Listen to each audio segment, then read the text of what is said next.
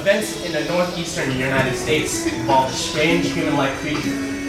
Sparked brief local media interest before an apparent blackout was enacted.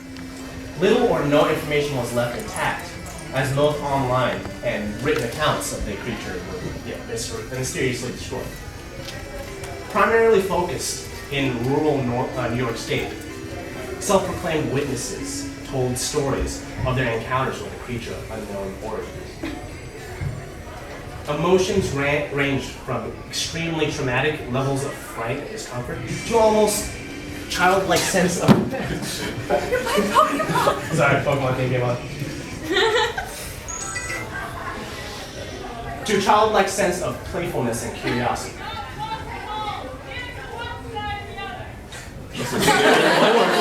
That was a scary ass one. She's gonna get you! To a childlike sense of playfulness and curiosity. While their published versions are no longer on record, the memories still remain powerful. Several of the involved parties began looking for answers that year.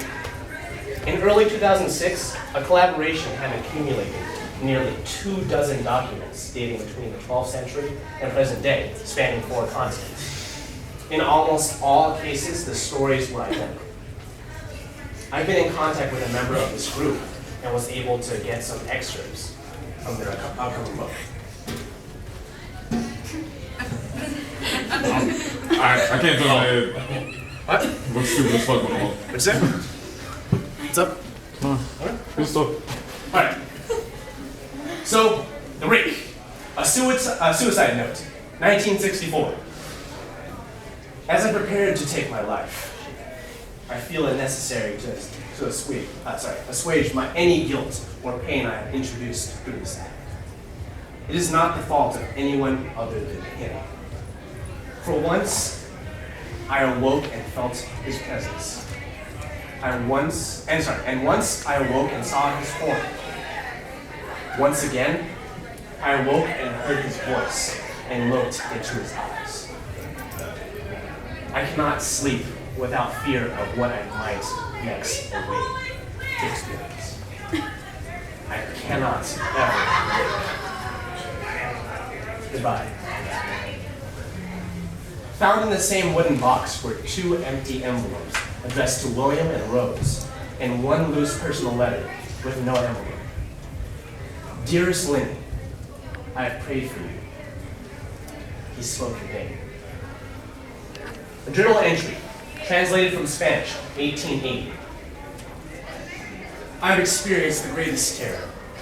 I've experienced the greatest terror. I've experienced the greatest terror. I see his eyes when I close mine. They're a hollow, black. They saw me and pierced me. His wet hand. I will not sleep. His voice and unintelligible text. A mariner's log, 1691. He came to me in my sleep. From the foot of my bed, I felt a sensation. He took everything. We must return to England. We shall not return here again at the request of the Rake. From a witness, 2006. 3 years ago, I had just returned from a trip from Niagara Falls with my family for the 4th of July. We were all very exhausted after a long day of driving, so my husband and I put the kids right to bed and called it a night.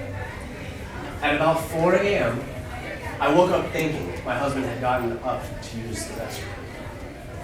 I used the moment to steal back the sheets, only to wake him in the process. I apologized and told him I thought he got out of bed. When he turned to face me, he gasped and pulled his feet from the end of the bed so quickly his knee almost knocked me out of the bed. He then grabbed me and said nothing. After adjusting to the dark for half a second, I was able to see what caused the strange reaction. At the foot of the bed, sitting and facing away from us, there was what appeared to be a naked man or a large hairless dog of some sort.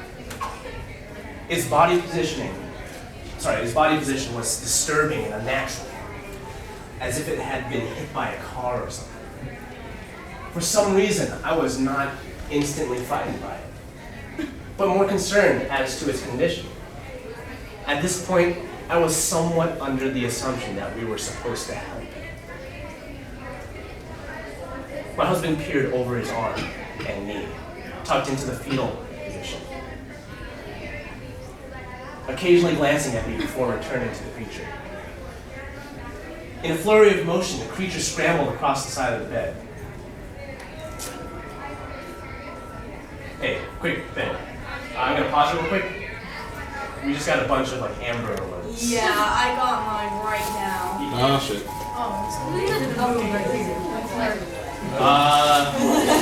We all check them. So somebody kidnapped a kid. The Rake's kidnapped kids.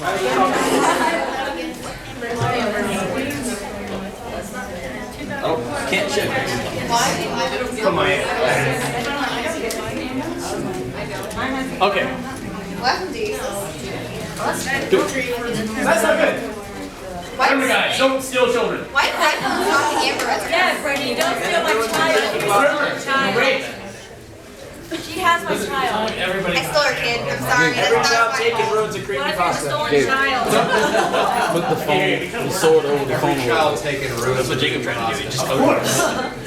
Okay. So Don't go ahead put the and whole get the story. phone. Yes. Quiet.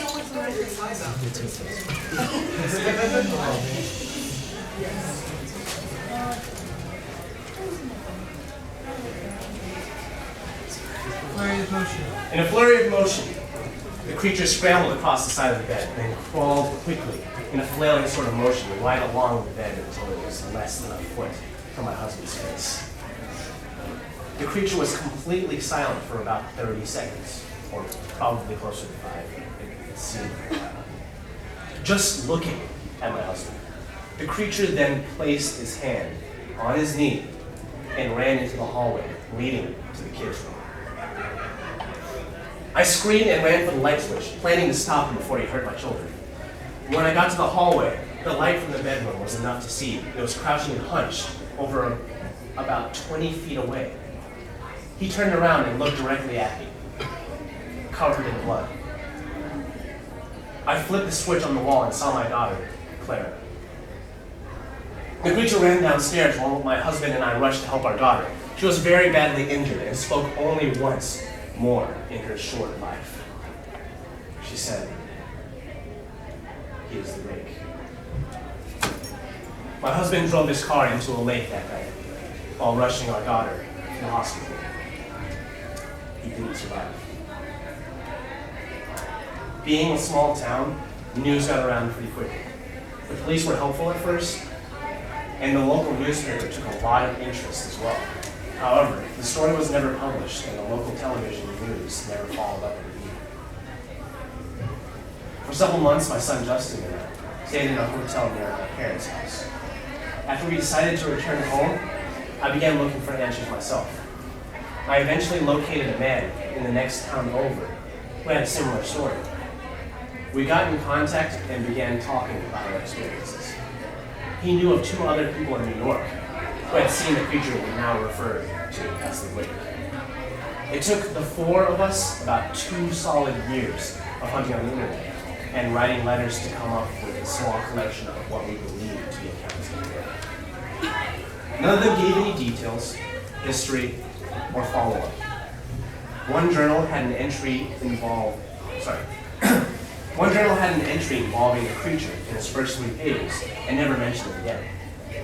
A ship's log explained nothing of the encounter, saying only that they were told to leave by the Rake.